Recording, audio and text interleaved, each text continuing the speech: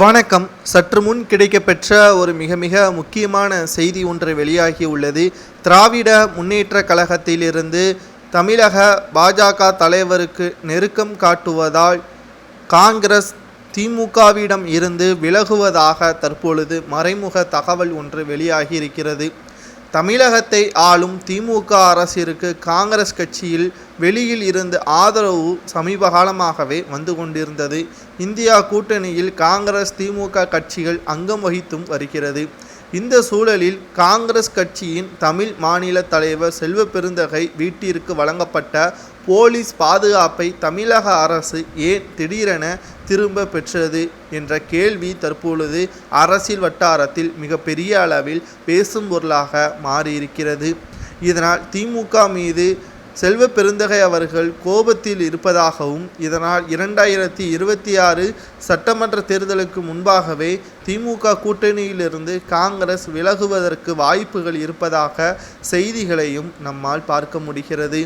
அதிமுகவுடன் மறைமுக பேச்சுவார்த்தை காங்கிரஸ் தரப்பில் நடத்தப்பட்டு வருவதாகவும் 2026 சட்டமன்ற தேர்தலின் பொழுது எங்களுடன் கூட்டணியில் இருப்பவர்கள் மட்டும் இருக்கட்டும், மற்றவர்கள் தேவையில்லை, நாங்கள் தனித்து கூட 200 தொகுதிகளுக்கு மேலாக வெற்றியடைவோம். காரணம், அதிமுகவின் பலம் குறைந்து இருப்பதால் அது எங்களுக்கு சாதகமாக பயன்படுத்தி 2026 சட்டமன்ற தேர்தலிலும் நாங்கள் வெற்றியடைவோம் என்பதற்கேற்ப ஸ்டாலின் அவர்கள் தரப்பிலிருந்து தகவல்களும் வெளியாகியிருக்கிறது.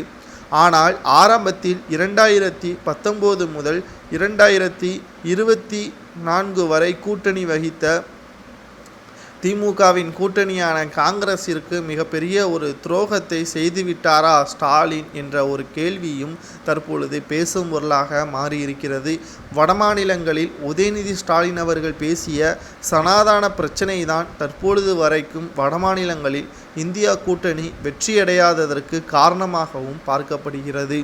தற்பொழுது 2 வாரங்களாகவே திமுகவின் செயல்பாடு அனைத்துமே பாஜகவிற்கு ஆதரவாகவும், அமெரிக்காவிற்கு செல்லக்கூடிய முதல்வர் ஸ்டாலின் அவர்கள் அனைத்துமே பாஜகவிற்கு ஆதரவாகவும் பண்பாகவும் நடத்தப்படக்கூடிய வகையில்தான் செயல்பாடுகள் பேச்சுக்கள் அனைத்தும் இருக்கிறது.